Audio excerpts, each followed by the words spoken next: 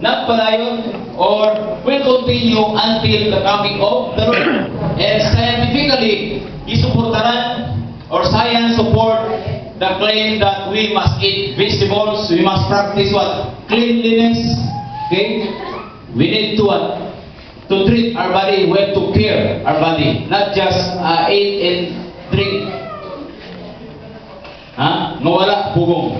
Now, the question is, when we say that we have to keep our body, how to keep our body? Science, a while ago, that ang science nag-ingon, ang report karon nag-ingon that daghan ang namatay sa heart disease mga mabot of almost 12 million a year. Even cancer, 12 million a year. Ang cancer. Unsa may hinungdan ani cancer and heart disease? What is the cause of this? Or what are the cause of this? What? Lifestyle, habit, bad lifestyle, bad habit. Now, many are dying because of heart disease and cancer. When you can only prevent that disease. Anong kailangan magyod? Why we need to die when you can prevent cancer? Tama? Why we need to die when your loved ones or your father or mother need to die because of heart disease? That kind of disease can be prevented. Preventable na mga kasakit ang heart disease and cancer. But why, or diabetes, ma-prevent na ito na. But why we need to die? Why? Because lisod kayo usabon. Lisod kayo madili ang tao karon magkabalatian because of the culture. There are two factors, mga kaigsunan, mga batanon. Two factors. Number one is culture. Diba? Culture and emotional component. Culture and emotional component. Mura putuyok ng tingalin tanan. Putuyok ng tingalin tanan? Adili na daw? Mau ba? Ako na putuyok ko? Kung hindi, ako putuyok ba rin? Thank you. So, ato putuyok electric fan. Mura limit na isla, no? Muliyok ng ilang sambot, init na gina.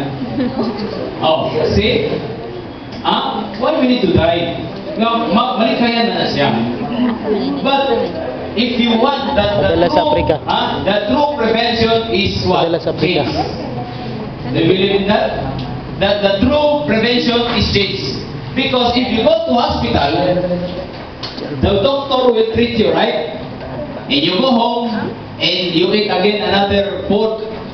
Yeah? Diba? Ando na po kabalik hospital. So, your destination is hospital, home, hospital, home, hospital, home. So, more than yung destination. Because there is lacking in the system. If the doctor will treat you, the next time you do is what? You have to change. You have to find the cause. Like for example, the cause of your uric acid is bacteria. So, you avoid bacteria. How identify where is the location of that bacteria? Asa man pirmi, asa man ang balay anang bacteria. So, you have to change the lifestyle. Kung magsige kag kaon og kikwik, nagit permanente na nila. Kung sige kag kaon na ng mga street foods, nagit permanente. Usahay, ora man natong panihapon, wala ko mayong nadili, kaya ako gagawin ko na usahay. Anak bitaw, may mga abay, ikaw abay. Maulang po ko, dawaton ako, di bitaw ng tahi. Ikaw Kaulan ako. Pero we need to change lifestyle. In our home, we need to eat what? The prescribed what? Food. What? Vegetables, legumes, fruits. Parato lang kayo. Kung saan lang mga vegetables and fruits. Naikangkoks balay, okras balay, eggplant balay, so pagod. Kalamumbay na rin ang palibot. Pero ang kasagaran, we cook it what? We overcook our vegetables. That is the problem. And that is waste. When we overcook vegetables, waste na siya. Wala na siya pulos. According sa the book of the complete vitamins, overcooked food can hinder the functions of vitamins. So we overcook the food. Patay na sila. Useless. Mig, higop po na ito ng sabaw niya, kaya mo naman na ilang duga ito na dito. But sometimes, when we overcook the food, we kill vitamins and minerals. We strip vitamins and minerals. We strip all the fibers in vegetables.